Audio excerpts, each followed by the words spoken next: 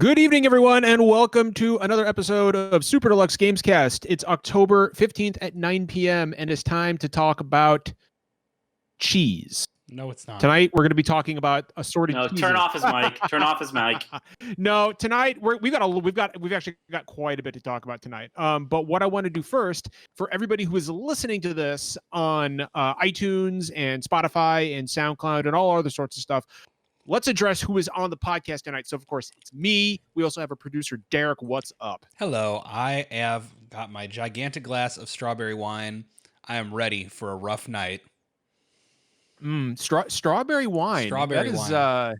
Does that pair well with chocolate? Like a nice dark chocolate? It pairs well with sadness, John. There's a lot of sadness going around. I've got plenty I can give you if you're running low. No, I'm good. I'm good. I got a fresh supply. And Brittany's here. Brittany, good evening. What are you drinking? Here, wine. Not as big and delicious. It's Cabernet. Oh, so I like cab. Is there like a peppery? Is it like a peppery taste to it? Is it a dry red? Like, you know, I have to say I don't drink wine for the flavor. I do it to also cure my sadness. So it's got that nice little speck of happiness for me. I am actually drinking a Kentucky breakfast stout, which is Derek knows what I'm talking about. Like this shit, 12% alcohol. It's been aged in. It's a stout. Yeah. It's a chocolate oatmeal stout. It's bread. You're drinking bread. Barrel. Yeah. It's fucking incredible. It's gonna sit in my stomach like a brick in about 30 minutes. You're drinking sourdough. That sounds delightful. Oh, it's fucking great, dude. I love it. But whatever. I'm weird. Jeff, what's up, buddy? Jeff is here. Jeff is muted. Motherfucker! All right, classic Jeff. Just get me. I got nothing to say. Okay. Hi, Finn. What's up? Hey, what's up? I'm doing well. I am joined by my best friends, Hal Jordan and Where Garurumon. So I know who one of those are. Who one of those is, but I it's don't Where know. Garurumon, right? It has to be. It better be Where Garurumon. You damn right. Yeah, yes. That's exactly the character that I am familiar with. Look, John, it's okay. You weren't as cool as us as kids, and you didn't watch Digimon. John would have been out of the age range of Digimon at the time it was on the air. For John's, I think so. John, he absolutely I'm trying to was. think what would be your equivalent to that. Voltron? Astro Boy aired in the 60s, so Astro Boy. I was gonna say like the Yogi Bear stuff. Finn, so here's the thing about Finn. You're not that much fucking younger than me, Finn. That's the best part of all this. You're what, 36? You're 36 years old, Finn. You're not that much younger than me. Child, you old man. I'm just saying, dude. You're not that much younger, fucking asshole. And Justin, who is not a fucking asshole, is also here. Hi, Justin. I know Justin will respect me. Hello. Justin, don't respect him. It'll be funnier. Okay. Justin, are you doing okay, bud? Yeah, I'm doing fine. Okay, good. I'm glad. I'm just drinking water. Justin's got that water. I don't drink alcohol. I never know what to do, and everyone's like, "Oh, here's all the facts about the drink I'm drinking." I'm like, "I got water. It went through Brita filter." Well, you know what? You should get some artisan water next time, and you could talk about the electrolytes that were added for taste. And I don't want to pay for water, John. Yeah, spritz in my own home. So like I said, we do have a lot to talk about. That it's been a rough week for me, and so I am very much looking forward to my little therapeutic gaming session with all my best friends here. And just a word to everyone before we start. I had a really bad severe panic attack on my way to work the other day. And I had to go home. It was 6:30 in the morning. I had to turn my car around and drive home. I was in tears. I was basically incapacitated for the entire day. And not only did everybody on this podcast reach out to me and check on me to see how I was doing, but a huge swath of our community did as well.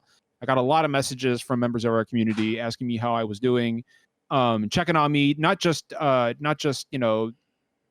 just once or twice, but throughout the day, keeping my spirits up and sending me text messages for people who have my phone number. And I just want to say that I really that meant more to me than you can possibly imagine. And it's I say that there are three things that kind of keep me going in 2020. It's one is my wife, one is my son, and the rest is you. And all my friends here, my family on the podcast here, and everybody who watches and listens to us and is present in our Discord, those you three are the reason that I am even shuffling my way in a zombie-like state through 2020. And so thank you so much for checking on me and caring about me. It means more to me than I could possibly describe. We love you, big boy. And I just wanted to say that. So we do have a lot to talk about tonight, and we're going to start, as we not always but often do, about what we've been playing. And if you guys don't mind, so I have two things I want to talk about. So can I have a quick word at the beginning and then another quick word at the end? Sure. Is that okay with you? Sure. Okay. Yeah, I think we got plenty of Okay. time for what we've been playing tonight. Mhm. So Cool. All right. So I wanted to open with patch 5.3 for Final Fantasy 14. Of course, this is the continuation of the resistance weapon storyline. There are updates for the Skysteel tools. There's a whole, basically, it's the brand new Eureka. It's called the Bozjan Southern Front. Heavy. Like if you like Final Fantasy 12, then you are going to be all over the Bozjan Southern Front, because a ton of the enemies and bosses are taken straight out of Ivalice. All the music is from Final Fantasy 12. Britt, have you been into the Southern Front yet? I haven't done shit with 14 in a hot minute. Okay, so the minute you go to the front and there's boss fights all over the place, it plays the boss theme from when you fight Vayne Novus at the end of Final Fantasy 12. It is spectacular. It's a 72% instance. I actually cleared the at the end of it. When you hit rank 10, you are eligible to enter a dungeon called Castrum Lictus, and I entered Castrum the other night, cleared it my first try. Extremely fun. Requires a full group on Discord coordinating. Like, this is not one of those things that you can just run in there. It's not the roulette finder where you can just run in there and blaze through it. You need a coordinated team for this, but I'm having so much fun with it. I got a new minion that is just like a little robot cat that follows me around, and that's great. And I'm working towards grinding for my my updated machinist weapon, and so far 5.3 is everything that I was hoping it would be. I am so I am on Ultra server. We do have a link shell for SDGC that we need to be using more often. Brittany set that up. Brittany, you're on Hyperion, right? I am on Hyperion. Okay. All right. We also We have have a a we cross-world have link. a company that Blaine keeps trying to get off the ground, and we've been sitting at like 2 out of 3 votes for like a year because it's just me and Blaine. I'm actually in the Era company simply because they happen to be on the Ultra server. Well, Brandon invited me in, and honestly, like, it's a group of, like, if I need to do like a coordinated raid, then I've got a pool of people to pick from. That's So, cool. That's cool. I mean, half those people aren't even on the forums, to be honest with you. So, but mostly I just use it to keep in touch with Brandon and play with Brandon. Shout out to Brandon. So I will talk about the other game I wanted to discuss after you all go. Who wants to go next? I can go. I've got a 'cause few mine'll be things. quick. Okay, go ahead, Jeff. Yeah, Jeff, please.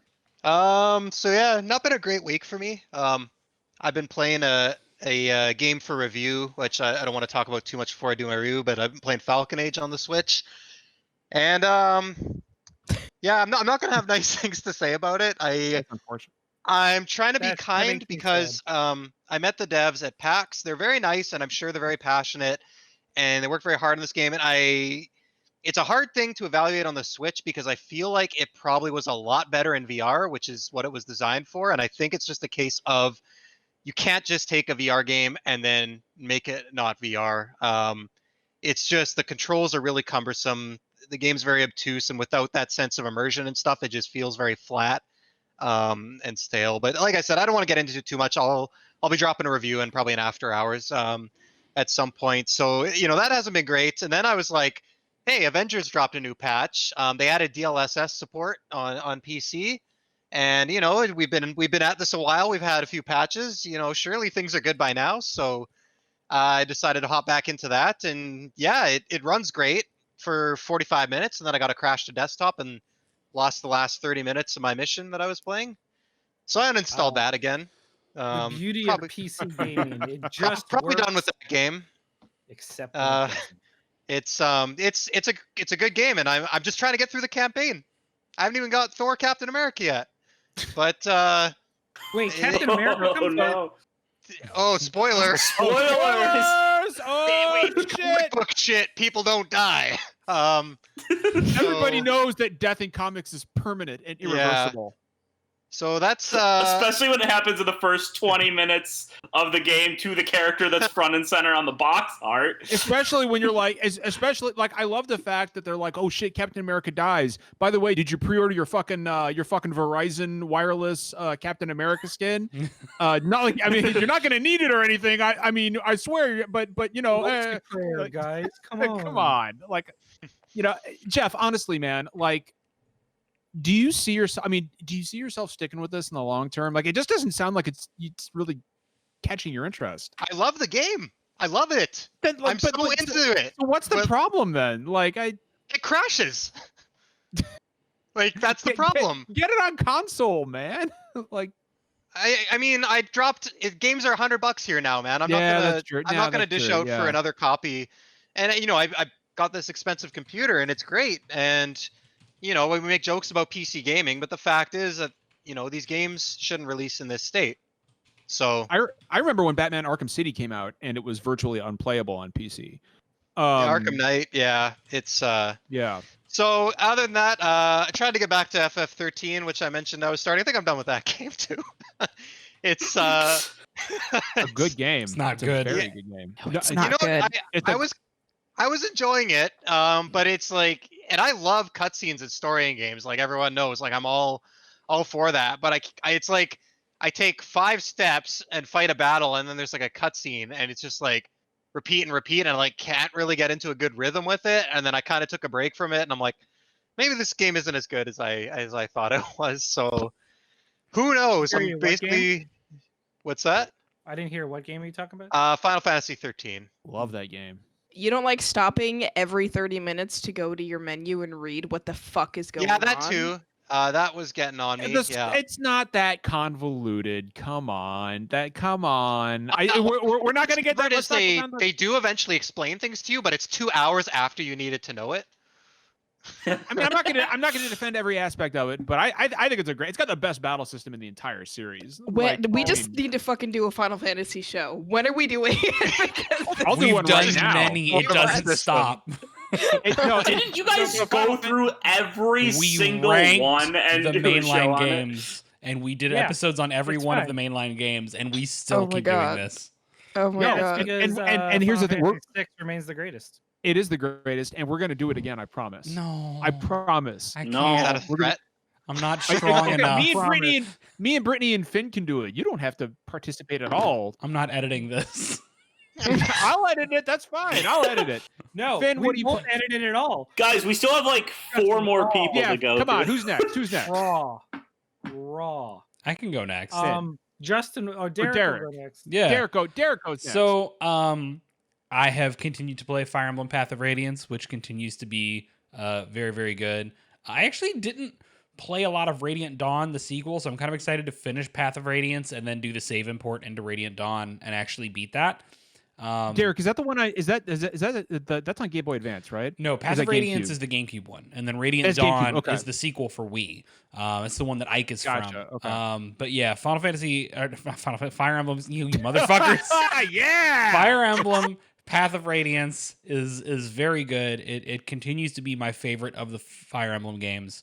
I have also picked up on the side. I started and then beat Ace Combat 4 again, which was a great time.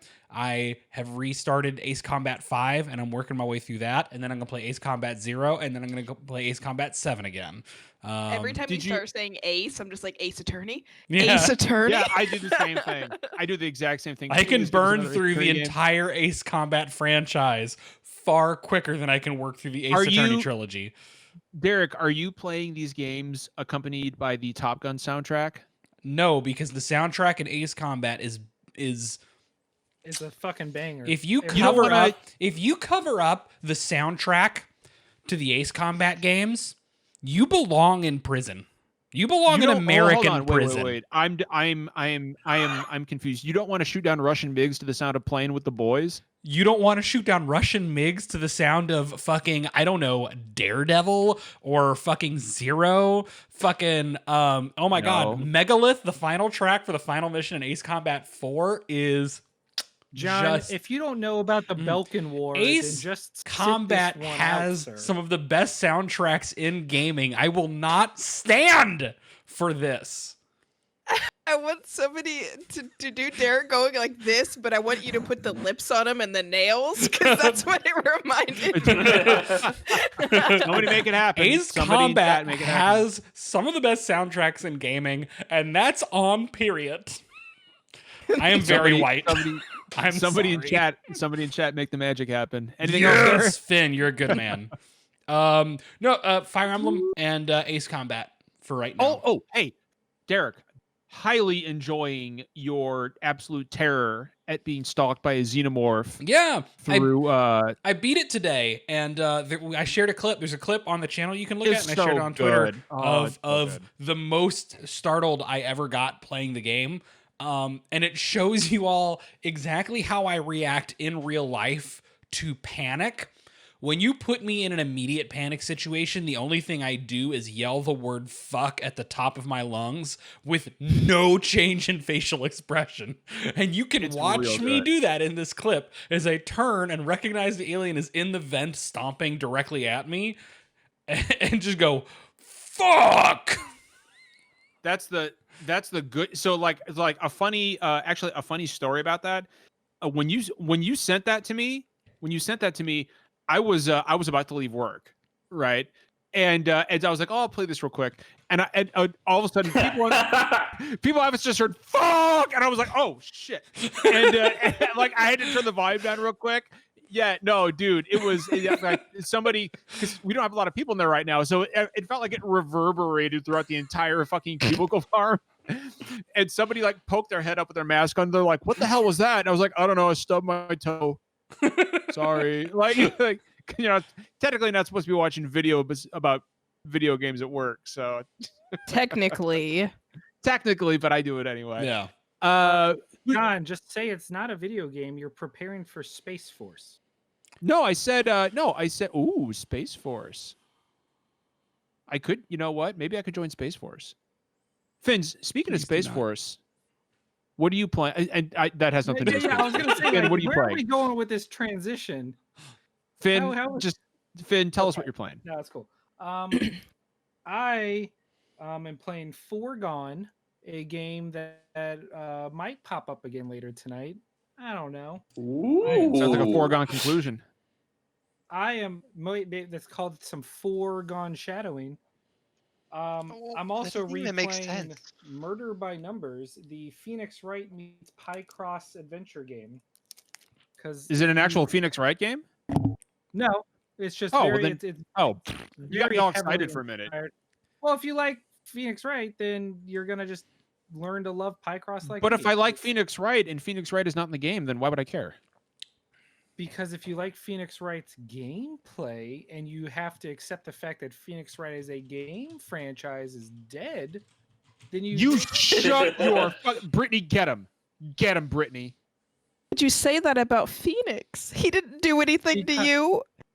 You know why? Objection! Because, Yeah. because I am always wrong, and if I say it, then we'll get a new one just to spite me. Because I said Somebody, the same thing about somebody Mega mute Man. Miles Edgeworth over 10 here. years I can't take later. any more of this. Oh. Edgelord. Oh, if they ever make a new Phoenix Wright, they're gonna have to change the voice actor because Sam Riegel does not have time to do anything but Critical Role anymore. He can make the time. Also, John, He'll you're make my the time. Apollo. Oh, Anyway, Finn. so I've also been playing. I thought you were gonna say I was your judge. Oh, you'll always That be worked. my That's judge. that's good. You're everybody's judge. That's all I got. That's all I've been playing. It's been a Oh. light video game week. Oh no, I'm dumb. Come on. You are I dumb. played Lucifer Within Us that just came out today, and Saki, Saki played it too. We sat side by side and solved all the mysteries together, and it was fucking awesome. And again, if you like Phoenix Wright gameplay style, where it's solving a murder in a really cool sci-fi religious cyberpunk like setting, but with timeline mechanics.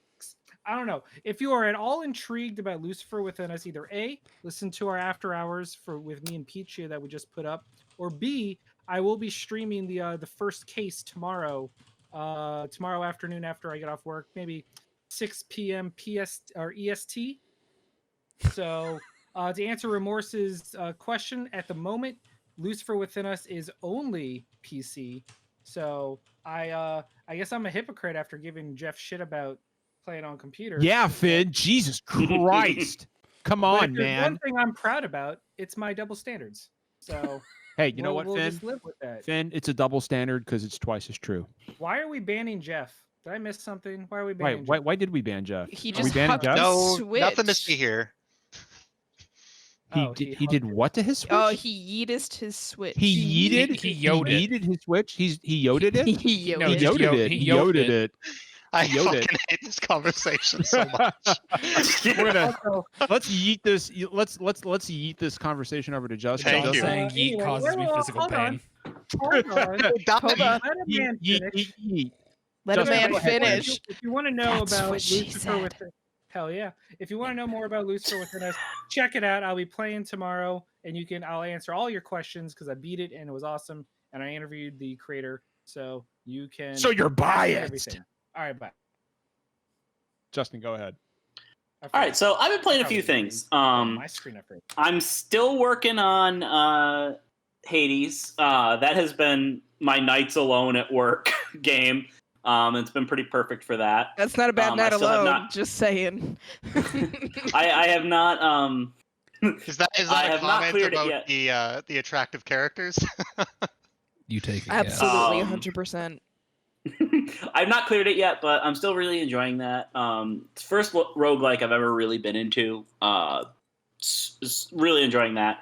Still working on Resident Evil 6. I'm almost done. I know you're stink. not enjoying it, Justin. I know. I know he's Oh not. my god. So remember the last time I gave my impressions of this game, I clearly wasn't liking it. It got so much worse from that point, and I didn't think it could. But I will go charming. into detail. No. Nice. I will go into more detail about that once I'm totally done and can organize Appreciate it. my thoughts. But the big thing that I've been playing this past week is Crash Bandicoot 4. It's about time. We gave it away on the show last week. We got a review code. I've been working on my review. I'm hoping to have that out in the next couple days. I am just ignoring those two while I talk. And I know what to talk about. yeah, so Crash 4 is very, very good. And also one of the most brutally difficult things I have ever played. Justin, you're not the only finished- person to say that. Actually, I finished it today, and I think it might be the hardest game I've actually completed. oh, that's Uh, got to be hyperbole. Come on, the hardest. I seriously can't think of anything Have you else played- that's comparable. Did you play Sekiro? I gave up because it was too hard. See, so there you go. You just literally said that. That he finished. I literally That he didn't said finish beat. it. That he That I beat. finished. All I right, tapped out of all right. Sekiro I got you, because it was Justin. too Don't hard. All right, I got I'll you. give you that one. I'll give you that one. I know what I said. I have probably played harder John, take games. another I have not sip of your completed yeast, harder bro. games. Justin, I actually have a I I have a question about Hades to jump back real quick. Okay, sure. So when I hear the term roguelike, my brain just shuts off. Like I just basically pass out on the floor spontaneously. Is Is this like accessible? Like, is it good enough that like someone who has no interest in that genre and has no interest in like this kind of like dying and doing the same stuff over and over again? Is it? So that's kind of what I was like with this. And a big part of it is there is kind of like almost like a, BioWare-esque relationship system with characters. So like every time you, like when you go back to, when you go back to the main area, or you run into like certain gods and characters as you go through the levels, you build up a relationship with them, and it reveals more lore, more story stuff, more characterization stuff, and that's pretty cool. There's a really good balance also of like permanent upgrades that you get, so it doesn't feel like you're completely like bound by just the mercy of the random number generator. The the upgrades make sense, and yeah, it just and the core gameplay is just really fun. I love the art style. I love the music. Like, it just does a lot of things really well that this genre usually does really well, with just a couple little tweaks that make it a lot more compelling for somebody that usually isn't into that genre. Okay, cool. I dig it. Yeah, the last one I cool. played, I want to give a quick shout out to Let It Die. That one was pretty cool. I'm not gonna lie, Justin. So I got confused when you started talking real quick, and I thought you meant that there was a Mass Effect-esque BioWare relationship system in Crash Bandicoot, and I got real worried for a minute. No, I was answering Jeff's question about Hades. Please don't tell me. Yeah, no, I picked up on that, but I got real concerned for a minute. I was like, Anyway, don't like that. So yeah, Crash 4 is really good. I'm going to go, I had a stream the other day. You can check that out. I played it probably hour and a half. And I'm really glad that I wasn't as far as I was, because after that, the game gets so unbelievably hard that sounds like it'd be the best time to watch you. Yeah. that wouldn't have been a fun stream. I enjoyed your streams, dude. They were super entertaining. I straight up died 97 times on the last stage of Crash 4. At what part did you start counting, though? That's my question. Oh, it tells you. Oh, it tells you. Worry. Oh, so it keeps shames you. track. But yeah, so I'm going to go into a lot of detail about Crash 4 in my review. We might even do an after hours as well. There's going to be a lot of Crash 4 content coming. So for now, I'm just going to say I'm not usually a fan of the Crash games. I loved Crash 4. It's really good. Every time. However, there's one other thing I have been playing. And my opinion on this is not going to be as positive. And that is the Call of Duty Black Ops Cold War beta. Yeah, tell me all about it. I want to know. Guys, it's real bad. It's so this fucking game. The resignation in your voice.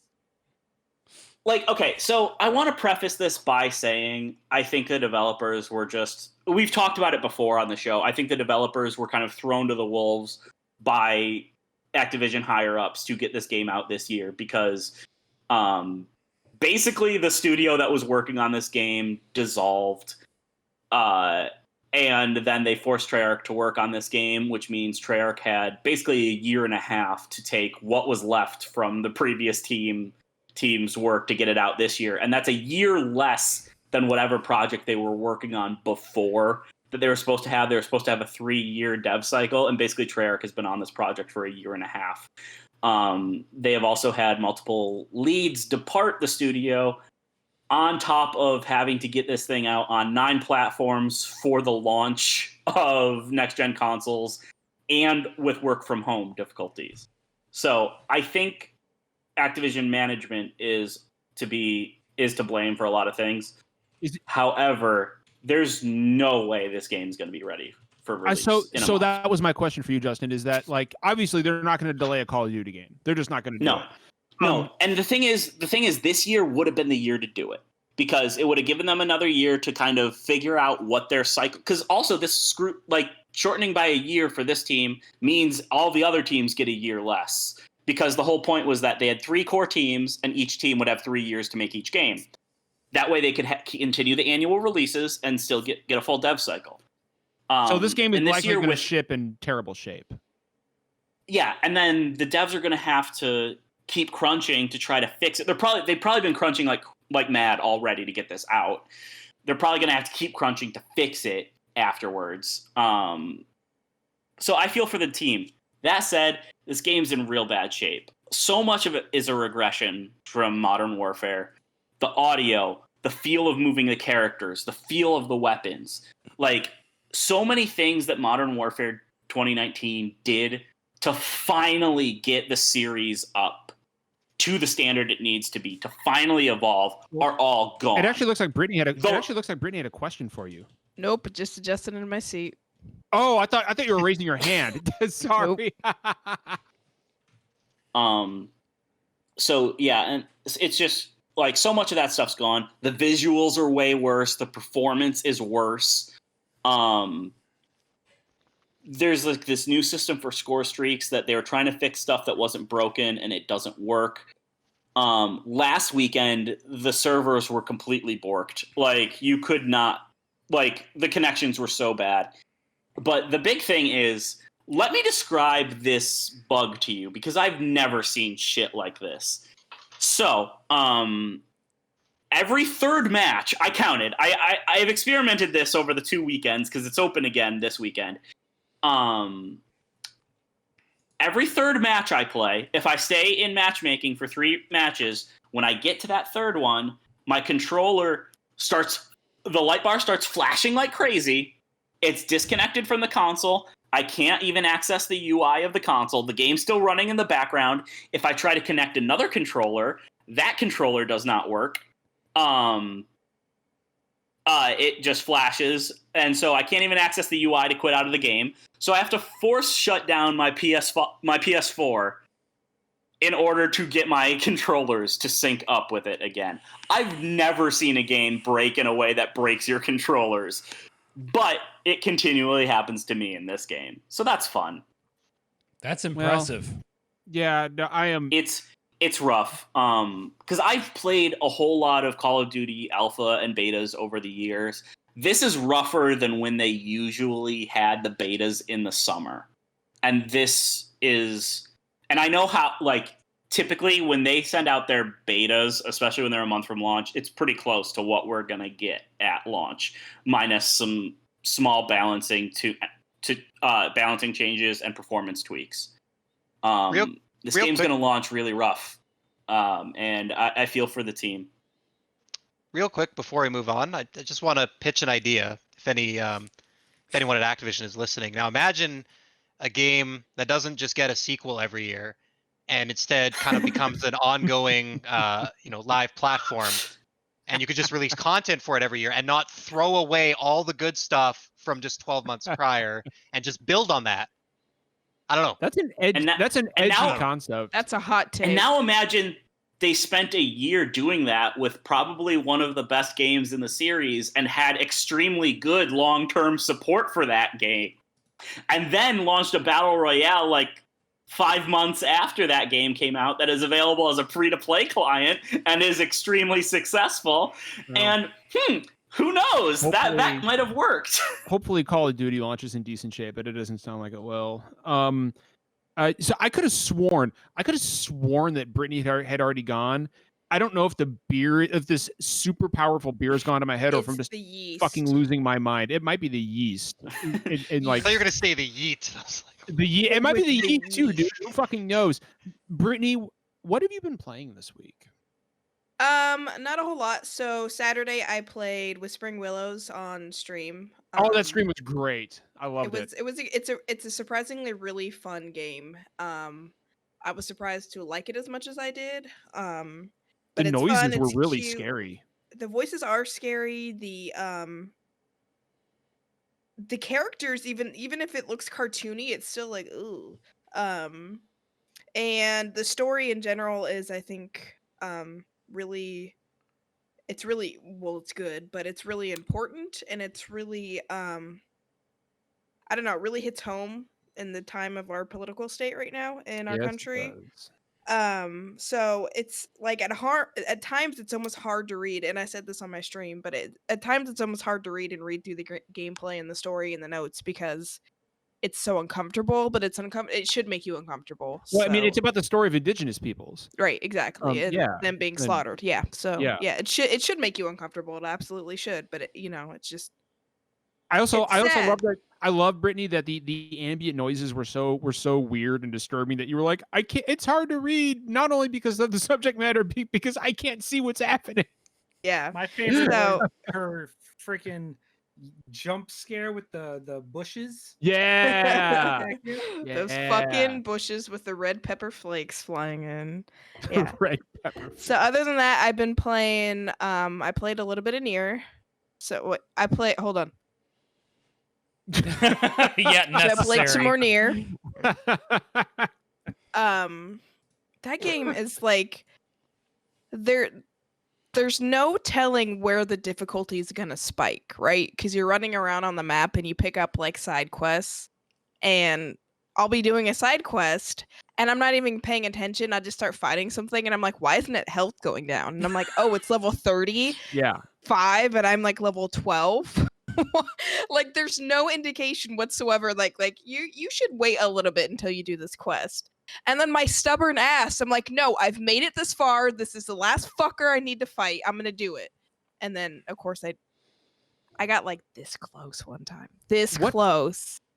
What part of the story are you at? I'm not too far into the story. The last thing I did is I fought a giant robot and it made a crater in the Oh yeah, the Yeah, big yeah. thing. Yeah, It's like yeah, the big. Yeah. Yeah. Yeah. I know So, exactly what you're talking about. yeah, so now like as soon as that happened though, so many side quests popped up, so I've been distracted with that.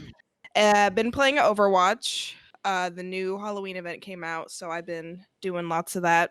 That's a name I haven't heard in a long time. I know. So Overwatch is my game. Like if you guys have seen, if you follow me on Twitter, I haven't had the best mental health days lately. So Overwatch is my game that I can just hop on and play, and it just like glosses my mind over, so I don't have to think. Like sometimes when you play games like Nier or ones that take a lot of brain power, it almost makes you feel worse because, like, for instance, I couldn't do that quest and I was just getting so frustrated. And I'm the type of person, I have OCD. If I don't do something the first time, I immediately tell myself I shouldn't be playing this. I shouldn't be doing this. I shouldn't be playing this game. I don't know why I am. So Overwatch is kind of like my chill, like take a step back, just hang out, play, and just it's important to have those types of games that where you can just lean on and that you can go to when you're not having a great day. I don't know what that is for you guys, but for me, it's Overwatch. So if I come on and I say I've just been playing Overwatch, that usually means I'm not having a great week and I don't have a lot of mental capacity to put into anything else. So I think it's important to, one, have those games, and two, if anybody else is in that boat like me, I hope you know it's okay. Like, you don't have to be playing games consistently. You don't have to play the new games as they come out. Like, if you're just not in the mood, don't do it. Just do what you can, do what makes you happy. Like, don't feel pressured to grind through something or feel like you're being left behind or left out. Just do what makes you happy. So that's my Fear of missing out in games is real, unfortunately. It's so fucking real. Yeah, that's like my biggest problem with 14. Yeah, me too. Is like I miss a week and then again OCD. I'm like I can't go back because I have way too much to catch up on. Everybody else is ahead of me, so you know I it's just was it's gonna hard. say, like, that's how I play 14, and I love it. It's like I get like that mental block, but I think the game's really designed in a way where, unlike Destiny, it's very easy to fall behind. I think 14, Exactly. if you can get over that like element of like, oh my god, I have so much to do, and just focus on like I'm just gonna do what I want to do. It's really approachable in that way. Like you can always still do the stuff that came out a year ago and things like that. So I go months without playing, and then it's just like kind of like a blanket I just cuddle up with, and I'm like, okay, I'm just gonna do this little thing here. Well, But see, I started playing 14 when it relaunched to like I played the beta. From the beta, I went right into 2.0. So it's like now every time I fall behind, it's like it's like a mental thing to me. Like it's hard for me to hop back on that train. Like when Shadowbringers came out, I was playing like consistently, and then I kind of fell off again. But that's what I've been playing, and I feel like it's important to know that, like John, you saying the keeping up with games is real. Like it's good to hear somebody else say that, because for the longest time I'm like, am I the only one struggling with this? So No, you're not. yeah, No, it's, not at all. mhm. I constantly struggle with, like, even if it's like, and I guess this is part of anxiety, but even if it's a game that's coming out that I really have no interest in, I almost feel compelled to play it if there's a lot of hype Exactly. around it, because like, Exactly. am I supposed to like this? Am I supposed to play this? It's a big game. I'm on a gaming podcast. I'm supposed to play this and give my opinion on it. I don't want to miss out on it. Like, and this happens every time a Grand Theft Auto game comes out, because I don't like Grand Theft Auto. I can't stand it. Like, I'm not a fan of Grand Theft Auto games. But every Still time fucking going strong too. yeah, and every time one comes out, I'm like, but am I supposed to play it? Or am I Right. supposed to play it because everybody else is playing it, and that means I should be playing it too? And it even permeates into when I'm playing something on my Vita, like, Front Mission 3 or Parasite Eve or some old, PlayStation game, or something on my Game Boy Advance, and I'm like, but other people are on their Switches right now playing new games, and it's something, it's really hard to get over sometimes. I feel you. Yeah. I don't know if this is a transition into a next topic, but that's kind of how I feel about the new consoles. I'm like, Yeah. No, So- absolutely. I'm do I like, really need everybody's these? talking about this news. Should I watch this video? And I'm like, I Yeah. don't really care what the PS5 layout looks like, as long as it's not terrible. Like, So before we do move on to our next topic, there was one more game I wanted to talk about very quickly. Excuse me. I downloaded the demo for Kingdom Hearts Melody of Memory on Switch. okay. Fire that bad boy up. And what's cool is that Well, one sec, John. One sec. Where is this? Like Kingdom Hearts? What is this game? Is this like Kingdom Hearts Okay, 4? Okay, so real quick. Don't so give me the- the whole Kingdom Hearts story. so- We don't- I can't wait to see. I can't wait to see Jeff's reaction to like what this Kingdom game Hearts actually three is. point- So the 0.2? story of Kingdom Hearts starts in the first game when Oh, Sora no. is on the Okay, Destiny Island. You're okay, already no, wrong. no. Riku, and he is yeah, you're actually wrong. Anyway, But no, I know. But if I'm not getting into Birth by Sleep or anything like that. But I'm talking strictly chronology of the games as they released. But having said that, Kingdom Hearts Melody of Memory is basically a Theat Rhythm style game set in the Kingdom Hearts universe, and I love Theat Rhythm. I love Curtain Call. That's it. And Awesome. the loading screens are Theat Rhythm style characters, Sora and Goofy and Donald running around, but they're drawn in the style of the Theat Rhythm games, which is kind of a really cool shout out. The game itself is very, like, the gameplay is similar to Theat Rhythm, but it's also more involved. There's jumping. You have 3 characters, and some of them all have to attack at once and jump at once. That's like synchronized jumping. it's a rhythm game, Right. John, you haven't said that it's a rhythm Hold game on, yet. I'm getting there. Those should have been I'm the getting first couple words out of your Um, mouth, but I'm getting. But everybody should know this is a fucking melody game or a fucking rhythm game. I love rhythm games. but I'm absolutely going to play the fuck out of this game. So it's Yes, Theat Rhythm tough. fucking rules. It's tough. Like it is harder than Theat Rhythm. By a decent amount. Because there's more happening, right? Like there's a lot more action RPG in this game than there is Theat Rhythm. I mean, you're literally you're still running. You're running in a straight line, but you're still moving and jumping and swinging your keyblade. You're just doing it in time to button prompts. But with Sora, Donald, and Goofy, there is more going on with them individually than there are with all 4 of your characters in Theat Rhythm. So you've got to be a lot more on your toes with this game than you do with the Final Fantasy Theat Rhythm games. That said, it's gorgeous. I played it on my Switch Lite. It runs a solid 60 frames a second. It's a really good looking game, and this is actually a canon's Kingdom Hearts game. I don't know. I think They're all canon. Unfortunately. Yeah, Maybe they yeah. shouldn't be.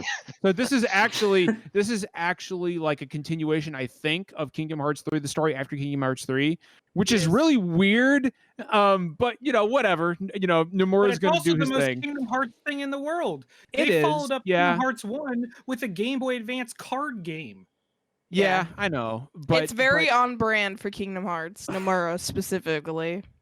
but no, it's great. I loved it. Playing what I did, I played a few. I played some Traverse Town tracks and World of Darkness.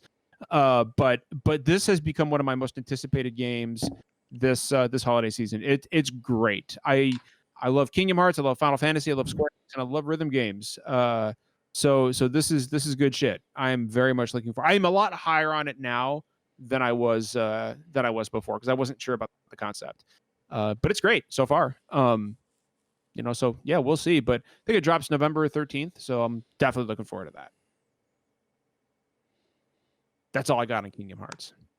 Unless you wanted me to talk. No. Please, God, no. Whatever you're about to say, no. Jesus. Because people I think don't really realize because the it's subtle nuances. impossible Okay, and anyway, we don't so- want to. All right, I'm gonna stop everybody real quick because I'm gonna give away the first code of the night. Oh shit. Uh-oh. Ooh. It's not So Bronson, right? I feel Wow. like it's only fair because we did tell people we would give them away. No, Finn, no. What?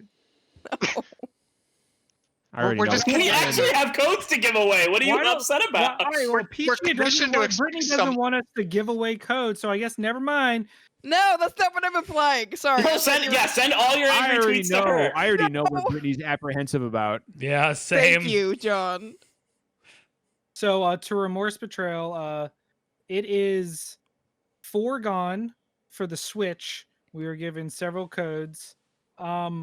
However, Brittany does not have to fear because one of the people that definitely would have won, because he did in fact follow my instructions last week and dab brilliantly on Brittany, got the game independently of us, so has been discontinued from the proceedings. So you don't have to worry about that one. No. All right. So the first winner is, drum roll, please. I don't know if they're in the chat, but okay, that's a good drum roll. Thank you. Okay. I hope they're in a chat because if they're not in the chat, they don't win. Who is it, Finn? Jesus. Oh, Oh, my it's God. Lervinar. Oh, it is Lervinar. Well, I typed it in the chat and I was waiting for them to respond. So the first winner of the code is Lervinar. Don't worry if you did not win right now. We have several more to give out, and I will give one away to someone in chat that did not enter through the Twitter method. So if someone like Remorse was unaware of our giveaway, this will give you a chance to still win one. So basically, when it comes time to that, I'm going to come up with a bullshit question. You don't know what it's going to be about because I don't know what it's going to be about yet. And the first answer that tickles me will win the code. I'm a capricious god and I rule by whimsy. Please continue with the show, everybody. So as Game Dad, I'm going to step in here and make a ruling on this. Anybody in chat who can give the most compelling explanation as to how handsome I really am. That is not Nope. the answer. That's the No, next I'll no. take code. that over a Code. dab. In fact, Do if it. you answer that question, you forfeit Gets your the entry. gets the next I'm code. with that. Forfeit your entry. Gets the next code. So let's have it. Let's have it. So- I'll be waiting for that explanation in chat. So what is our first actual? So like we've got actual topics tonight. Yeah. Kinda. Sort of maybe. Derek, did you want to kick us off on our Yeah. Our discussion? So let's start on the first actual piece of hard news, which I don't think we have a ton to talk about necessarily, but I think it's worth talking about and playing the speculation game a little bit. So a little while back, prior to our last show at least, news came out that there's going to be some form of partnership between GameStop and Microsoft. And we debated bringing it up as a topic at the time, and everything that we had seen, everything that was in like the press releases, made it look like most of that partnership was basically boring back-end shit, right? That Microsoft software and business solutions were going to power GameStop as a company, that they would have like Surface tablets provided to the stores as like new portable registers, shit like that. Right? Which is not really as juicy as a lot of people would first think from hearing Microsoft and GameStop team up. Well, we've heard a little more since then. More specifically, it has been confirmed that GameStop will make residuals basically off of the Xbox consoles they sell. So if GameStop sells an Xbox system to somebody, an Xbox Series X or Series S, then they will get a tiny, tiny percent of the digital revenue from purchases made on that console. I don't think it was made super clear if like subscriptions count in that on top of purchases. It should be presumed that that's probably the case, that it's just a tiny percent of all digital revenue. But basically, GameStop's getting kickbacks for selling Xboxes as part of this deal. It's so nice that Microsoft threw them that lifeline. That's, I think, now a very juicy topic, right? Like, because GameStop's been in trouble, y'all. And GameStop, I still think, is kind of in trouble. But, again, it is kind of a lifeline for them. Kinda. Yeah. Kinda, Derek. Come on, man. But I want to actually toss this to Jeff, who first brought the subject up, and I think, like me, has been thinking about this for a couple weeks now. So, Yeah, I got I think it's a really good move for both parties. I see the angle from it for both of them, and again, I'm really leaning into the speculation here. I don't want to get like too conspiracy theory or like too carried away, but so Microsoft, not too long ago, I think probably last year, announced they were going to close all of their retail stores. There weren't a ton, but they did have Microsoft stores in most urban cities in North America. So they don't really have a retail footprint per se, and they don't necessarily need one. I'm sure they do fine with their partners like Best Buy and stuff like that, but they don't have a dedicated, place to get Microsoft equipment. And I mean, neither does Sony or Nintendo, but I just think this is this could be an avenue to kind of push that a little bit and push some of their products. Certainly seeing GameStop employees carry around a Surface tablet, that doesn't hurt. But it's also good for GameStop because, as we all know, like you said, they're not doing so good, and their current business model, I know they keep revamping it. They're trying new store concepts, but the fact is, physical media is going to die, and we're going to be moving into the digital age. We already are, and it's going to exponentially move more quickly this gen. So I think it's good for Microsoft to have a really strong retail partnership to sell their boxes and their products. And I think it's really good for GameStop to get a little bit of the digital revenue. And this is where I go a little bit crazy, but I could see a future, or I could imagine a future, I should say, where you can trade in games and systems and stuff at GameStop, and there's some sort of GameStop avenue on the Xbox store where maybe you can use that trade credit. You can go onto your actual Xbox, not on the Microsoft store, and there's a section to use your GameStop trade credit, or something to that effect. If this relationship goes well, I could see them developing it further, and I think that GameStop needs to find something to really pivot to, because the way they're going is not going to work out. And I think from Microsoft's perspective, maybe they don't want another person taking a slice of that pie from the store, but in the end, they're all about Game Pass. And if they think that GameStop can sell more Game Pass and get more Game Pass subscribers, they're probably going to go along with whatever it takes to achieve that. Yeah, I think my question here becomes, I got two directions on this. Okay. I got a question too. Oh, okay. Well, why don't y'all go first then, and I can hang tight on what I've got. You sure, Derek? Yes, because you all may already get there before I do, and I'd rather y'all. All right, Brittany, go ahead. How do you think like Sony feels about this? Do you That's think? what I was wondering. Yeah, like how is this? How do you call yourself a game store? Right, your name is GameStop, but you're catering more towards Xbox. Like, how is this going to affect how sales and transactions are done? How is this going to affect, if somebody comes in to buy a console for their kid, like a parent who has no idea what kind of console to buy their kid, like they're going to rename it Phil Stop. So, I mean, honestly, this probably isn't all that different from like how GameStop works with a lot of other things. Like, part of the reason I stopped shopping with GameStop is because they always ask me a million other things I want to like sign up for, or hey, do you want to buy this instead of that? Because they have so many of these kinds of deals in place. And it's annoying as shit, and I hate it. So I don't buy anything from them anymore. And like, it is interesting though, because you know, like right now, all the ads for like pre-orders and stuff are basically PS5 focused right now in a lot of GameStops, and clearly that's going to change. But it almost reminds me of like the GameStop by where I went to college, where every single time I would try to pre-order something for PS3, they would berate me and ask me why I wasn't getting it on 360 instead, including stuff that was only on PS3. So this just feels like it's going to bring back those good old days at GameStop. Yeah.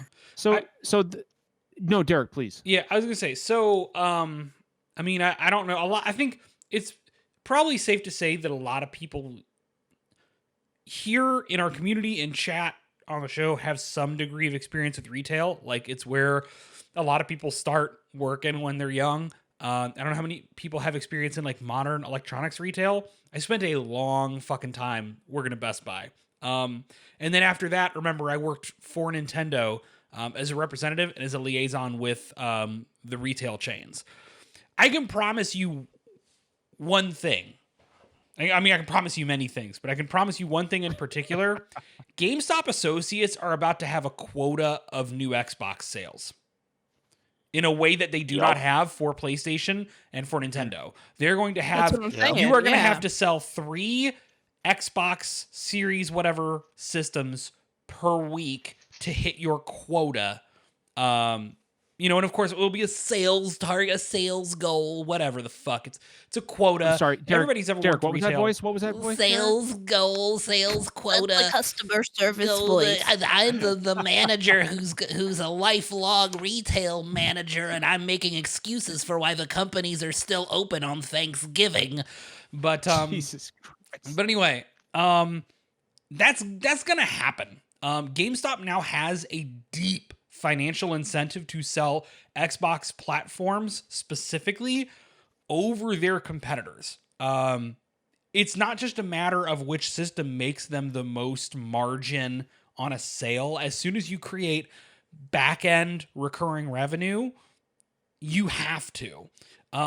So I think that a lot of people are not that people fucking trust like GameStop associates in general, because they're underpaid teenagers and gamers who aren't necessarily experts in their field.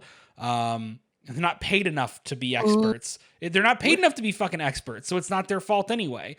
But they cannot be trusted to maintain anything resembling like an impartiality to their sales pitch. Like you said, Justin, it's about to be that they're going to add pitching Xbox and Xbox Live and Xbox Game Pass on top of the GameStop credit card. You know? Yeah, you're gonna be walking in there, and they're gonna be like, you're gonna be walking in there, and you're gonna try to buy a PS5, and they're like, well, with Xbox Series X, you can get access to 100 Xbox games with with Game Pass. We can set you up with that and a Game Pass sub, and then you can get 0% on the GameStop credit card if you pay it off by this year before we charge you 50% interest. Right. Now, like, it's just gonna be that. Justin, did you work at GameStop? No, I worked at Best Buy. That's close enough. To be fair, there's nothing technically immoral about any of this that's going on. It's not like GameStop is No. I'm just mocking how annoying. They're not going to be. refuse to sell you a PlayStation or whatever, but they're going to have an obligation to push Xbox first. And I think that's going to end up in a mimetic way, really hurting their reputation even further. For a lot of people who are pissed at GameStop, this is a whole nother reason to bag on them. And I think if you're Sony, I think Brittany, you asked, how does Sony feel about all this? And I think you got 2 directions if you're Sony. Either you cut them in as well in an attempt to even the playing field and eliminate I don't see that one advantage. happening. Why would you Or- attempt to help like a dead animal on the side You're of the road? Sony, and you do a very Sony thing, which is kind of to play the gamers against GameStop. You know? And That's make what it Sony out does. to They be don't play some nice. some Yeah, they ethics don't and play game nice. ethics and games retail shit, because as much as the game Oh, platform holders love to play up this whole like, you know, we had a representative for each of the 3 big companies on stage at the Game Awards.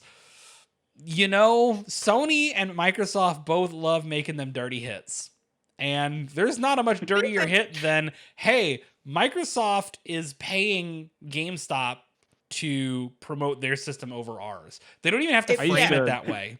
Like, I used to do some- Hashtag You get- free the PS5. yeah. I used to do dirty You hit. get a discount I used if to, you don't buy your PS5 at GameStop. I You get a discount on every game sold if you didn't buy it at I used to GameStop. do, There's just a GameStop tax thrown on every PSN purchase. I used to do dirty hits in high school with some weed and a gas mask. Well, I don't know why you would make that choice, but you I'm could just just saying. get the clean shit. But, So, so if I've learned anything from Sony and crossplay, is that they do not play nice. They don't want to play nice. They want to do things their way, and they want people to pay for their products. Until That being they're said, losing badly what I this think is gen. going to yeah, happen well, with we'll this, see. yeah. Well, I mean, I really think don't they're know. gonna- I think they're just going to cut off their limb with GameStop. So- they're not going to. The most realistic scenario is probably still that GameStop goes out of business in 2 years. I mean, yeah. Yeah, that is actually just the most realistic outcome. Reggie going to be out of a job again, y'all. So You go back into this is retirement. We'll go back this to is Papa a- John's this or is a Pizza Hut or hobby whoever for it him. was. Now, I mean, he's not. Yeah, I mean, he's gonna be fine. But Oh But yeah, so- obviously, but I've got a point to make about this. But I do want to. So, Derek, Yeah. speaking, you like, so you did that voice, and people in chat said you need to be a voice actor. I'm not doing Solid People in Snake chat- for you. No, dude, there are people in chat who have not heard your Solid Snake. That's voice. fine. I'm not doing Solid Snake. We're gonna play Oh, Metal Gear Derek. Survive, John. Do you think that the Solid Snake's not gonna come out? Derek, just No. Ooh, Derek, give him the dummy thick the line. No. Solid Snake is I'm going to not come out. doing. Wait, Brittany, have you not heard his Solid Snake? Absolutely not. But I'm here for No. this innuendo. Oh, Derek, I walked into that Derek- one. I walked Derek, right you've into done it. Derek, just one word, Colonel. Colonel. That's so good. Thank you, Derek. That's Yeah. all I needed. So I do. So there is. Blaine's like, holy shit. So there is. So I do want to cut on this as well. I actually think. See, Derek, people in chat are impressed. They should be. I think this is. Derek, holy shit. It's so fucking good. Well, one more. Derek, do a hind D. No, I'll just do the snarl. The Good enough. Metal Gear. Do the hind D.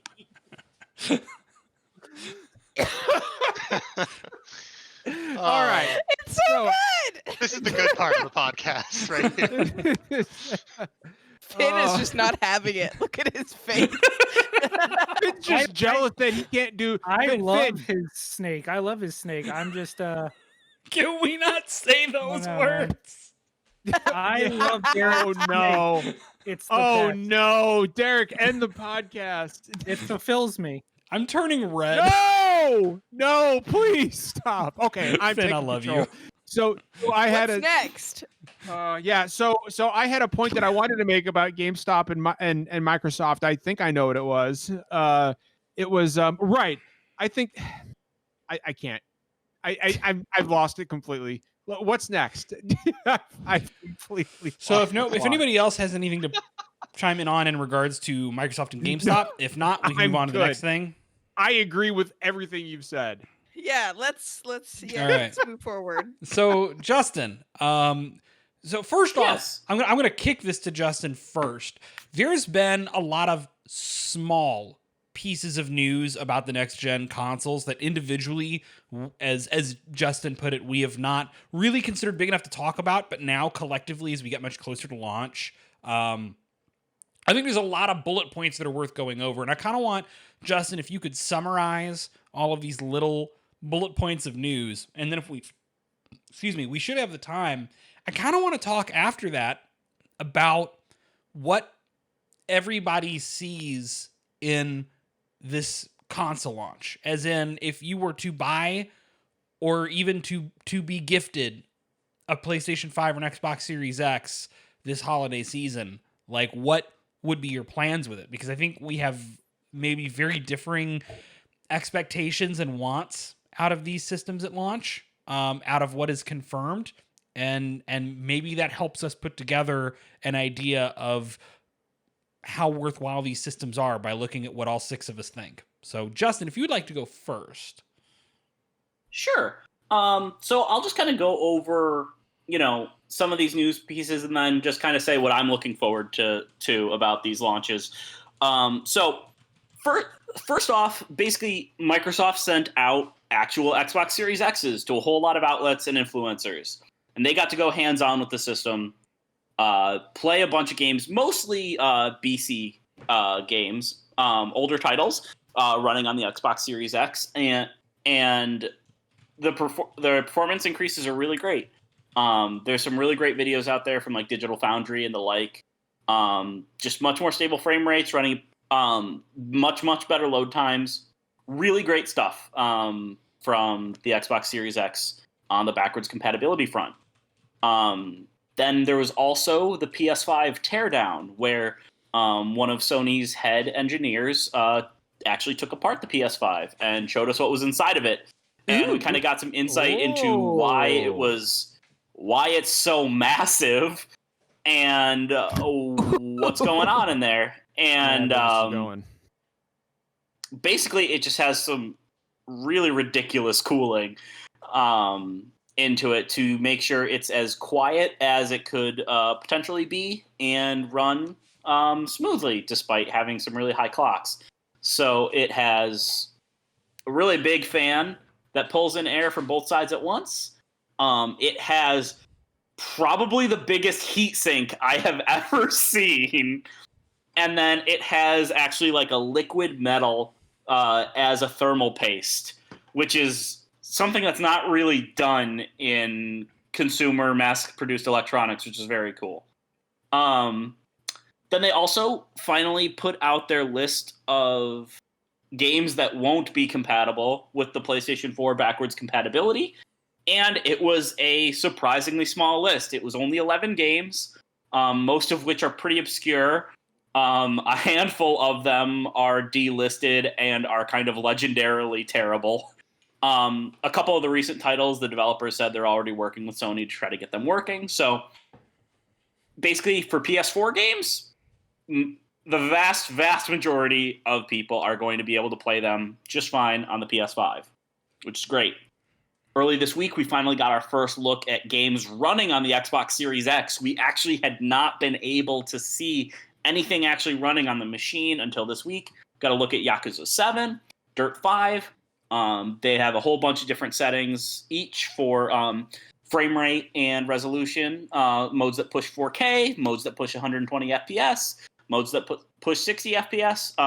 So that's also very cool. And then today we got a look at the PS5 UI, which has a lot of neat features for like tracking trophies, joining your friends, doing like some picture-in-picture streaming, quick transfer between games. Cool stuff. So that's just kind of the big, quick run over of it. Yes, we also have Spider-Man Miles Morales footage ongoing as a part of Game Informer's coverage. We have Spider-Cat, who you can put on an outfit where there is a cat in your backpack wearing a Spider-Man I'm all mask. about that. And you do a finisher, and the cat will assist you, which is wonderful. So yeah, those are kind of the big things. I'm really excited about this console launch. I've been really excited for a long time. I think kind of the big takeaway for me is both Sony and Microsoft are really building a lot of their features around these new SSDs and new CPUs.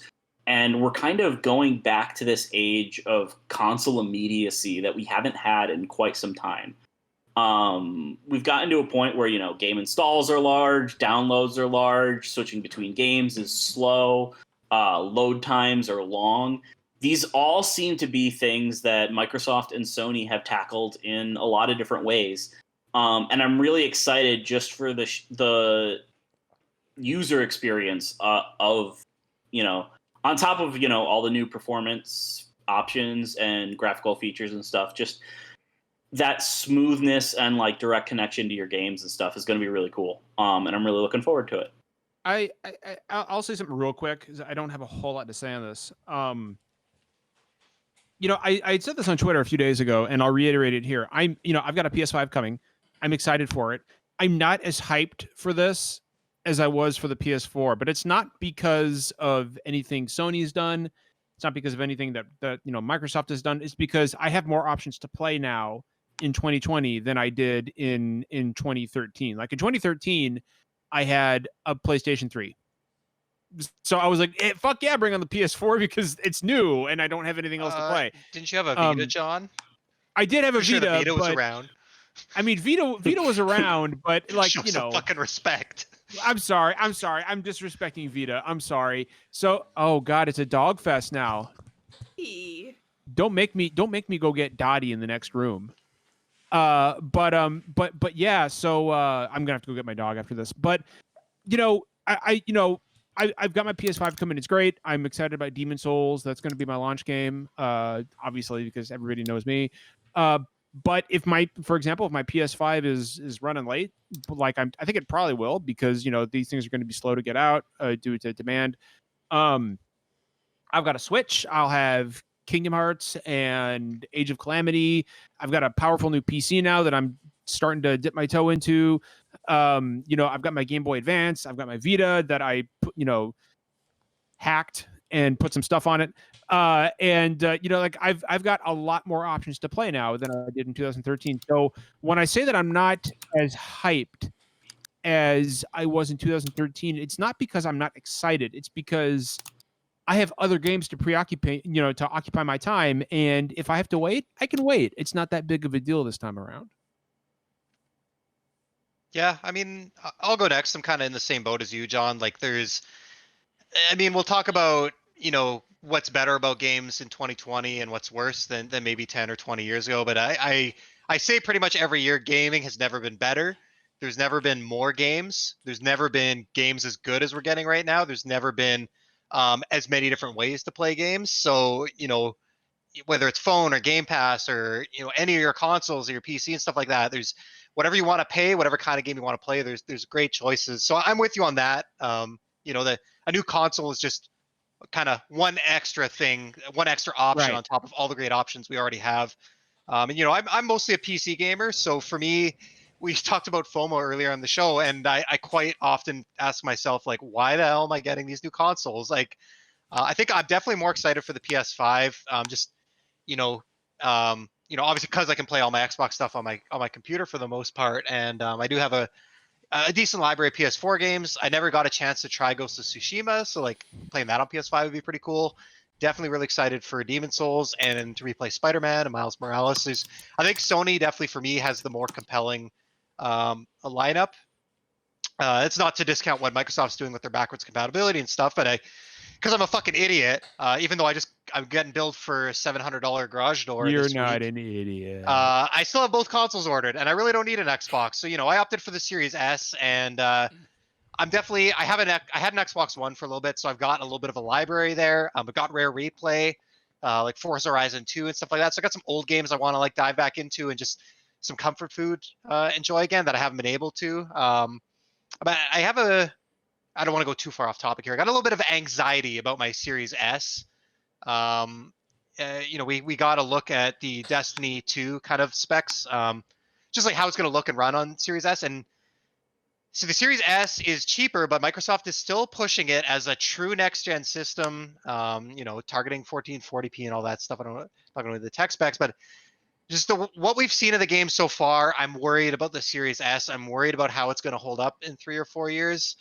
And so I got a little bit of anxiety over my shiny new box, and that's kind of dampening my spirits a little bit. I hope it's just kind of transition jitters, and maybe everything's a little bit rushed, coming in a little bit hot this fall and stuff like that. And I hope that it doesn't end up being an Xbox One S or original Xbox One, where we're seeing games just really struggle to run at like 20, 30 FPS at 900p and stuff like that. But yeah, no, I'm excited for both systems. Who's going next? I'll go next. So I think I'll be right back. the difference between Sony and Microsoft is I think Sony has the bigger exclusive games, whereas Xbox, they don't have as much, but I think they're really rocking it as far as getting the most out of your monthly subscription with Game Pass, whereas PlayStation isn't really. So that's where I'm at right now, and it's still not. So the Game Pass isn't enough to make me move from PlayStation to Xbox, because I started on 360. That was my jam. That was like my console of choice. And then when PS4 and the new Xbox came out, Xbox One, I moved to PS4. And now that I have a PS5 pre-ordered, but I don't have a new Xbox pre-ordered, and it's just, there's not enough to make me want to go back to Xbox. They have, like, I have friends that play Xbox, but that's really it. Like, the fact that they have such a great monthly subscription isn't enough to keep me going back. If you're gonna have a new console, I don't think your biggest selling point should be old games that you can play on our console. It should be promoting the new stuff that you can play. So that's my big takeaway on it, is I haven't seen enough to make that transition to Xbox. Back to, I should say. Yeah. I guess I can go. I definitely have what will probably be the most cynical take on the show, admittedly, which is not to say that I'm right and everyone else is wrong. I know Dottie's so good. Yeah. But I don't see what the point is in either system right now. Like at all. I agree. I mean, I agree. there is one big exclusive to next generation systems in that launch window. It's Demon's Souls. It's Demon's Souls. I mean, we're talking launch window, right? I mean, obviously over time there will be more games and it'll switch over to being exclusive. But like, this is a really rough. We joke every new system about the cross-gen kind of phase, but it's not even cross-gen. There's one big exclusive between Sony and Microsoft both, and it's Demon's Souls. Everything else is cross-gen games. It's upgrades of previous gen games. It's backwards compatibility. And like, I think it is a much harder sell for me, at least, and for a lot of other people for sure, to say, hey, buy this $500 system so that Monster Hunter World runs prettier. Like, don't get me wrong. I do want Monster Hunter World to run prettier, but like... Derek, aren't you buying like an $800 GPU so you can run Monster Hunter World prettier? I don't have Monster Hunter World on PC because I didn't want to buy the game twice. Sorry, I just wanted to check because I know you called that game out a few times. We just wanted to see how those double I love standards are Monster holding up. Hunter. I am a sucker for the franchise. But here's the thing, and I will defend this on PC gaming, which is a graphics card is a better long-term investment than a console, and you get a whole lot more. So here's the deal. If you buy a PS5, you can get to play some PS4 games slightly bumped up, right? My RTX 3080 is going to outperform your PS5 and your Xbox Series X the entire generation. Do you have it yet? I have orders on two different. I have orders on two different sites. I have orders on two different sites, and I'm waiting to see which one ships first so that I can cancel the other. And if I can get another order in before either of those ships, I will cancel both of them. I'm gonna get me a 3080. Give me one. Mm-hmm. You son of a bitch! Well, one of them's Tiger Direct, which I told you about. So, which Fucking Tiger Direct. look, Tiger Direct is legit. It is, but that's like early 2000s. I know, shit right? there. But look, here's the deal, okay? My 3080, I don't mean to be a PC gaming guy, but like, let's be, and honestly, it's crazy that I'm buying a 3080. A lot of people don't need a 3080. A lot of people will be perfectly happy with a 3070, which is the same price. A 3070 is going to outperform the Xbox Series X and the PlayStation 5 through the entire generation. And it's not just going to do that with new games. It's going to do that with old games dating back to as far back as forever, right? Not just back to 2014 when the PS4 started. And Xbox is a little better because Xbox goes back to Xbox, not just Xbox One, but also Xbox 360 and Xbox One. We'll get on Microsoft later. But it's not that it's a bad thing that there's a cross-gen. It's good to phase people in. But for me, I have no point in buying a PlayStation 5 or an Xbox Series X. Because there's one game I can't play right now, and that's Demon's Souls. Even Miles Morales, right, is coming out on PS4. Yep. Yeah, It is. So We had to dig for that info, but we found it. yeah, and you know what? My 3080 is going to let me play games at 4K and 120 FPS, and I'm guaranteeing you Xbox Series X ain't going to fucking do that. Sure. I don't So- know. If it can. Avengers for Jeff wasn't working, and that sounds Yeah, like my a- game can run at such a high frame rate. And I've it's such a high never resolution. had- Oh, it crashed again. I don't What have happened to all my PC over here. drivers? I Why don't we don't. What get to happened to the last 10? hour of gameplay? I've Why never don't had you those guys You're issues. waiting on me I've- for the raid, but I need to dig into I my built- my files and see what I need to. Here's the tweak. thing. Maybe I need to rename this README. And then it'll First work. off, this is not the fucking dunk that you guys think it is. This is how SDGC yes, ends. PC gaming is not for everybody. But I do want to remind you all that I built my first PC when I was 5 years old, and I am your producer, the guy who sits around teaching everybody everything about tech. PC gaming problems are effortless for me. So it's not even a barrier. I've never had the issues other people complain about. For a Hear that, minute, Jeff? for a Your minute, I problems thought with Avengers are your fault. Thank you. I'm aware of that. Everything is my fault. I've learned that. Hey, Finn, I wanted to ask you, how many next-gen consoles were you actually able to order? Oh wow! I froze. I don't know Yeah, what you said. But even I'm if I don't sure get a it was- 3080, guess what? I'm yeah, still you gonna. froze. Yeah, Even you if froze. even if Let me I repeat the never question. get, he said Repeat the question. Jeff, you go. How many next-gen consoles were you able to order? Both of them now. What the fuck? You wrote it, you asshole. Oh God, that feels so good. Here's the thing, y'all. If I Oh. don't buy a new graphics card, my 6-year-old Oh, GTX somebody did 970, Holy shit! my 6-year-old Give it, graphics card, give it. my 6-year-old $300 at the time graphics card is still gonna be running Xbox Series X exclusive games on PC. Oh my I'm just God. throwing that out there. I don't even have to upgrade. I bet do it Derek's because still I have going. brain worms. I just want to have an episode where we drink a lot and we just fucking do Yeah, this, I mean, just Derek, fucking rip into I do- each I do- other. And all that fucking complaining and whining. Oh, I'm so happy for you guys playing next-gen. I didn't get anything. Oh, enjoy your game. I got two PS5s, so I'm good. But look, if you're getting a system and it's not gonna put you in a financial hole, like you're being responsible about it, then I don't give a shit. Play the same games prettier. That's all I'm gonna do. 90%. No, like- I'm waiting on my Play what 3080. you want to play. I'm waiting on my 3080 so I can play Final Fantasy 15 again. Like, do you know what I mean? I'm not here to judge anybody. I'm just saying that, like, for me, it's a much smaller back, and part of that's because I'm just not as invested in PlayStation's infrastructure. I have a small shelf of PlayStation games, and none of them are such lookers that I need to see what they look like on PlayStation 5. So, you know, if you had a whole lot more PS5 games, that might be a bigger deal for you. Like showing I games have- that are already out on a new console doesn't really interest me anyway, because like I'm not the type of person to just go back and replay games because they were so good. Like I already have enough time like keeping up with the shit that releases as is. I'm not gonna go back and keep replaying shit. Like I don't have time for it. My backlog.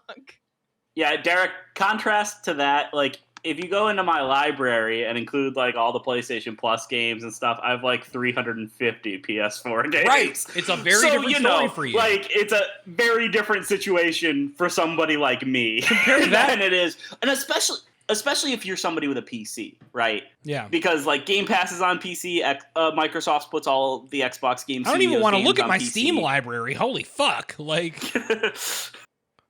I think the ecosystem's an interesting angle here. Like, you know, Brittany mentioned not really feeling the need to get an Xbox, even though they're doing all this Game Pass stuff. Like, it's just really going to be hard with all the cross-gen and extended support and backwards compatibility now. I really don't see anything shifting much. Like, hard to argue that PlayStation's probably still going to come out on top, and obviously Microsoft doesn't care. They don't But, have like, to because they're gonna make bank Yeah. when Halo comes Yeah, out. why would you Yeah. switch? Like, why Whenever would you that switch happens at to this come out. point when you've got No, like I Justin think- 400 games? I think how it's going to pan out is there's going to be a lot more cross like ownership between Xbox and PlayStation. I think more so than it will be Yeah. like yeah. more people drop PlayStation to get an Xbox. I think a lot of people like I've said I'm going to probably get a Series S down the line just so I can play the Xbox games that I'm going to miss out on PS5. I love how we talk about Xbox and Sony like week after week, and then Nintendo's just off over here like doing whatever the fuck they're doing. Nintendo's not even like honestly, dude. Nintendo's not even sweating. They're outselling they- I'm everyone. paying Nintendo's $60 like- I'm paying They're $60 out of for consoles, Pikmin 3 man. again. I don't give a shit. Like, dude, I will happily drop. I will happily drop $60 for Pikmin 3 on Switch. Dude, Why? just fucking- Pikmin 'cause 3 Pikmin is- sucked. because you suck. Fuck you. Sucked. But Nintendo doesn't wow. care. They're like, oh, we have two console systems coming out to compete with. Here's Pikmin 3. Fuck it, doesn't matter. Pikmin 3 is better than You can only buy anything until March. Yeah, Fuck on you. Xbox One. That is a lie. Okay, yes. You got no Ori. Fuck you. Okay. Anyway, Ori's fine. can I? I Can have I go? a I new need to get Zelda my next gen Muso. pod. Finn. Okay, Oh, thanks. So, we have more codes to give out, y'all. Let Finn talk. also, we have Oh, more yeah, we codes to do. give out. Actually, I'll give out a code before I go. That way we have. So the next winner, let me pull it back up. Also, I just never cared for the Pikmin franchise. It never did anything for me. Oh my It's like God, Animal I tried to Crossing. Stop it. Finn, It's okay. It's fine. Finn, give the It's code. fine. I'm giving the code. I gotta find the winner.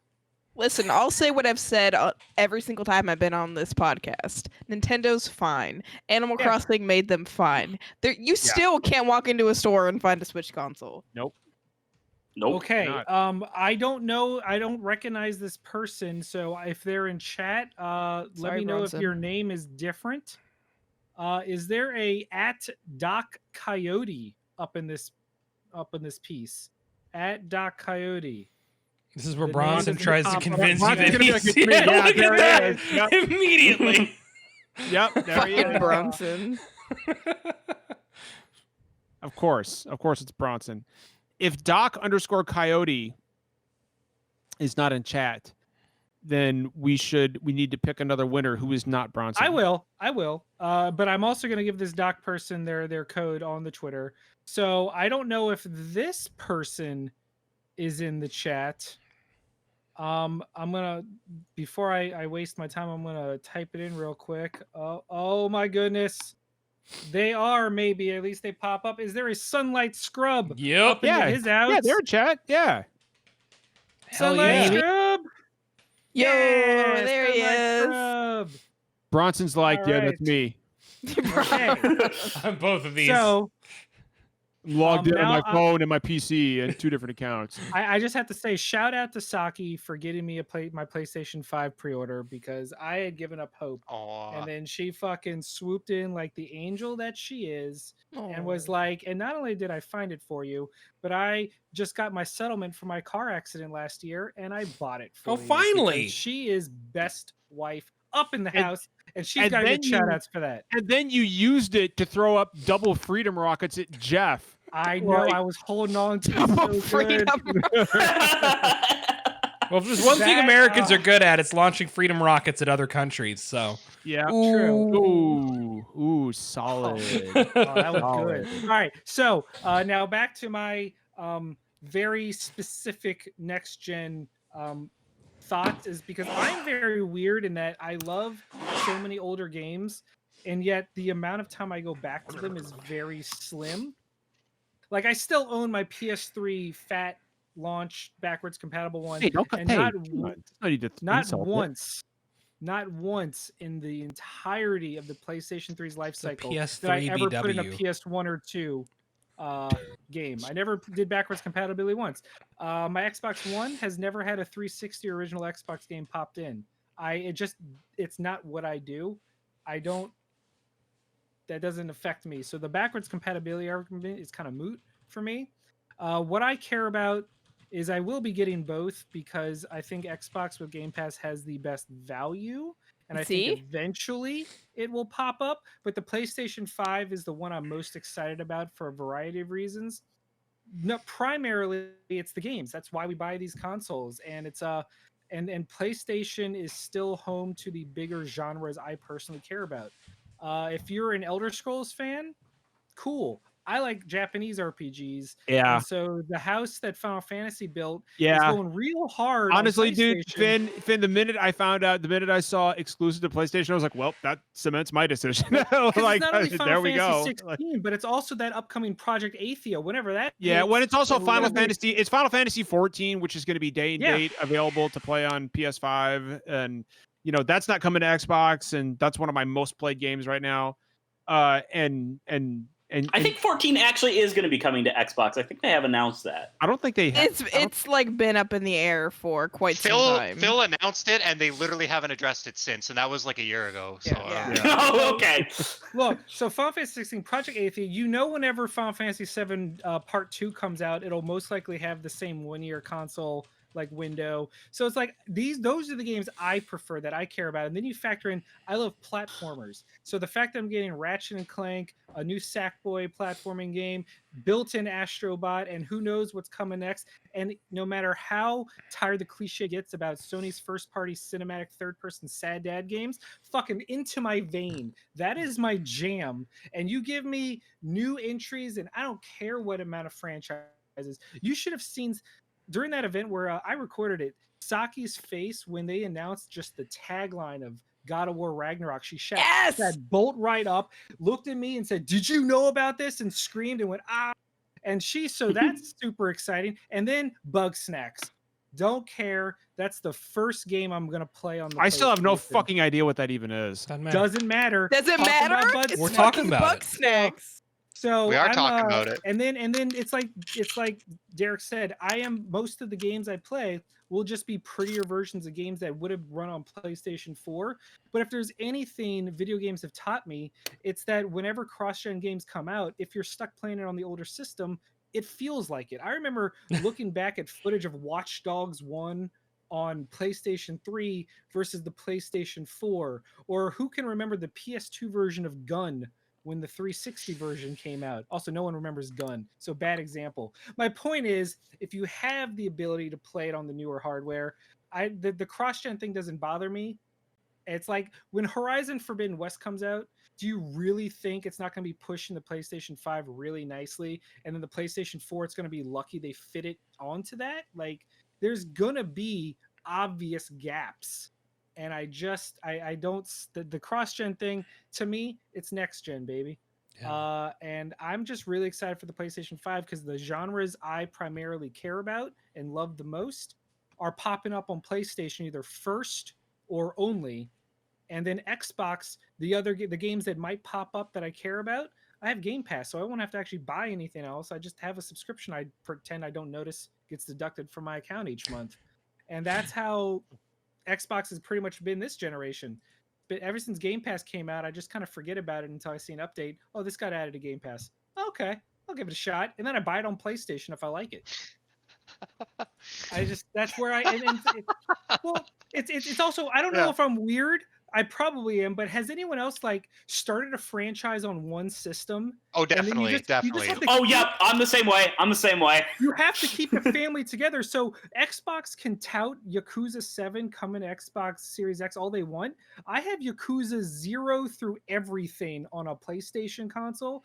7 ain't skipping town. It's coming to daddy. I'm getting it on PS4, and it's going to have a PS5 free upgrade, so I'm just going to play it. I don't care. Yakuza isn't really the console defining like thing, it's not gonna be that big a difference. I don't know. My point is, when it comes to certain games, I'm not gonna jump ship and get one game over here while the bulk of the other family sits over here. It's just not how I roll. And that's next gen for me. I'm excited for it because I love the new factor. I love just getting into the hype and just losing myself in just a new experience. And I'm just really excited for PS5 because there's already a long list of games that Saki has been really into. And one of my favorite things we've ever done is play a game together. And so I'm just looking forward to more of that in my future. So that's all I got. We are we're past our time here. Did anybody else have anything that they wanted to mention before we start wrapping it up here? I had one question. Is anyone gonna hug their PS5 like those Burger King winners? Oh yes, absolutely. Oh, absolutely. Who's gonna be the first course. person to lick their new console? Hug Why is that it Bronson? thick I mean, I'm gonna. Episode. We're not doing that. Oh, we're all doing a licking the PS5 episode. Okay, for sure. I can feel that this episode's ending, and I have to do what I promised. I have a random question for a final winner in chat, and Okay. it's not going to be silly or dumb. I think because Brittany puts up with all of my shit with dabbing and puns and both. The first person in chat to tell us why Brittany is the best new member of SDGC will win a code for Foregone Switch. So sweet. It doesn't make This is up how for Finn it. gets Nobody you. puts He throws you a anything. bone once Nobody in a It's while. fucking type crickets anything. in the Wow, chat. chat went down. Oh, Right? no. What? Well, Sarah says Brittany Sarah actually went has good first. taste. Unless you count Bronson saying that it's the liquid metal, Wait, which where's Sarah in chat? it's the cog shrimp, right? Bronson never counts, so he's just Yeah, he's that's just, Sarah. Yeah. She brings new perspective to the No, I'm discussion. again. So Brittany actually has good taste. she brings She the understands sass. SH4 is the Brittany's best. Quiet. cool and nice. I quit. Brittany is cool and nice, though. I will Brittany say is that. cool and nice. She does bring the sass. The liquid bring metal. sass. What does that have to do with Brittany? Plus, she's the smartest of the lot. He's saying I'm a Terminator. You know Um, what? I can't argue with Pillnock. New perspectives and smartest of the lot. All right, fine. Give it to Pillnut. Pillnock gets it. More like Yay. she has big. Lurvinar, why are you entering? You already won a code. I'm tired. I want to go to bed. Damn it! Just give it a Pillnut. All right, Pillnock gets it. Pillnock, do you have a Switch? We've got to end the show. We should check. Does Pillnock have a Switch? Okay, she just wanted to does. compliment. No, Brit. she's got a Switch. Okay, but she just gave it up. All right, there's No. a game called Foregone. It's very similar in gameplay style to Dead Cells, but instead of a roguelike, it is a story-based game. So if All you right, don't let's go to want it- Pillnut. All right, but Pillnock, So, if you don't want it, DM me all right. and we'll move on. But it's going to Pillnut. So, some real quick housekeeping here. Brittany and myself are going to be streaming Phasmagoria or Phantasmagoria on Yes. on Phasmophobia. PC. Oh, I This gotta download that. Phasmophobia, that's what it is. Why did I say Phantasmagoria? Yeah, Phasmophobia. I keep saying on- the same shit. Don't worry about Yeah, it. I do it. Yeah. We're gonna be streaming that this Saturday evening. I think, Britt, is that that's I think the so. plan? Yeah. Yeah. So we could do it. So it's gonna be nighttime. It's gonna be all spooky. Yeah. I am definitely not streaming Bronson phobia. Like, I've got a severe case of Bronson phobia. Everybody has a severe case of Everybody's Bronson got Bronson phobia. Like at PAX East this past year, I could definitely, when he was there, I felt my Bronson phobia acting up really bad. But we're going to be streaming that on Saturday. We've also got Extra Life coming up. I'm going to be traveling to Derek's location, and we're going to be streaming Metal Gear Survive and Left Alive.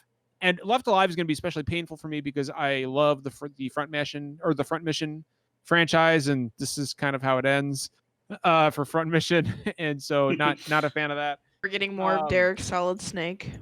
Yeah, we're going to For be getting sure, more for Derek sure. for sure. Yeah, you should have said it like Solid Snake though. You should have said for sure like Solid Snake. I'm just throwing it out there. Oh, for sure. God, you're way too good at that. And we've also, as far as recording stuff happened, we got some more SDGC after hour stuff coming up for you that we're really excited about. We've got a bunch of reviews that are Jeff is playing something for review. Justin's Crash review just dropped. Who else is It has not dropped yet, John. I have not recorded it yet. Oh, I was thinking of your stream. I'm tired. I swear to There's God, a I'm gonna my upload a stream's stream. out. buttload of content coming. That's We got a just- ton of content coming. And of course, Brittany is going to be streaming Amnesia, the new Amnesia game on I guess October 19th is when we get the code. So Yes, we'll be streaming it that night. yeah, so I will be there because Brittany doesn't want to do it alone. I don't want to be by myself. And does anybody have anything else before we sign off here? No, we Nothing- need to go. We need to Nobody- go 11 Yeah, let's minutes go. ago. I'm very tired. All right, everybody, take care of yourselves. We will see you next week. We will see you in the Discord. Don't forget, we do have a Discord. You can it's at the top of our I'll do it. official. Yep, there we go. Let's get your Nightbot out there. And we've also got a Patreon that we don't gate any of our content. But whenever conventions come back, if you want to help us get there, and so we can provide you with the gaming content that that we know you love and expect from us, feel free to hit us up there and drop us a few dollars. That helps us out. Take care of each other. We will see you. We will see you next week. Remember, kindness costs nothing. Take care of each other. Bye bye.